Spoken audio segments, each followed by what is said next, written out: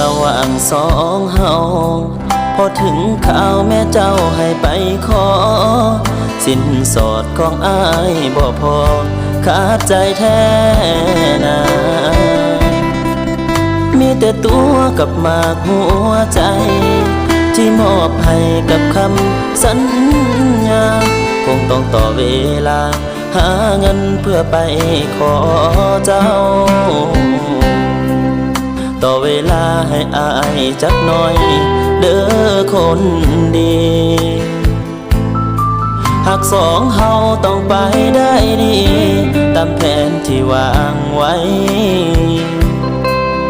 มีแต่หากแม่เจ้าคงมาเอาเพิ่นก็อยากให้ลูกสาวสบายจำเป็นต้องอยู่หากไว้พักใจสู้ข่าว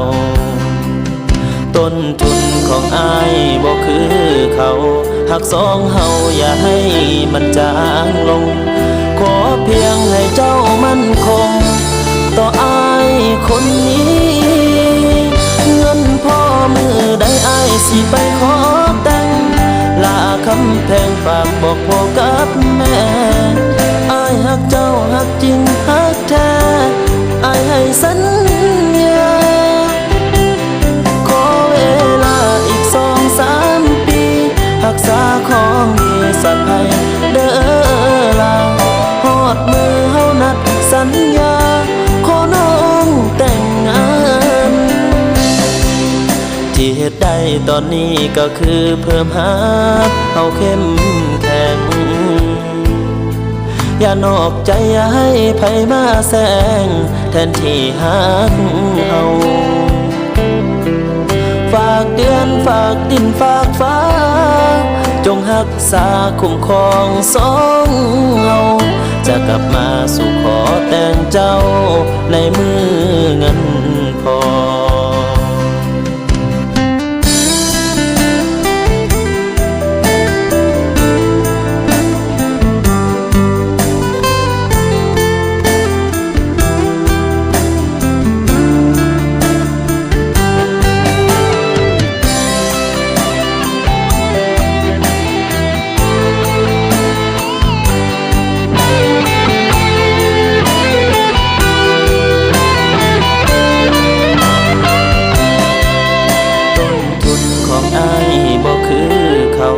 หากสองเฮาอย่าให้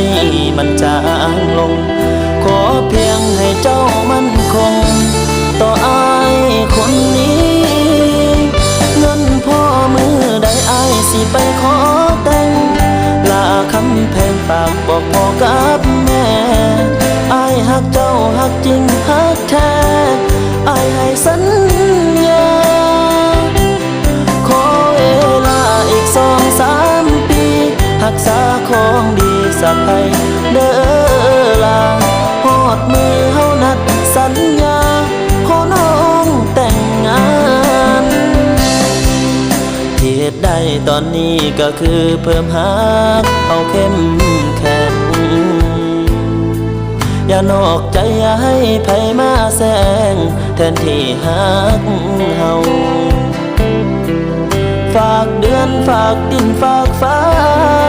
จงรักษาคุ้มครองสองเฮาจะกลับมาสู่ขอแต่งเจ้าในมือเงินพอ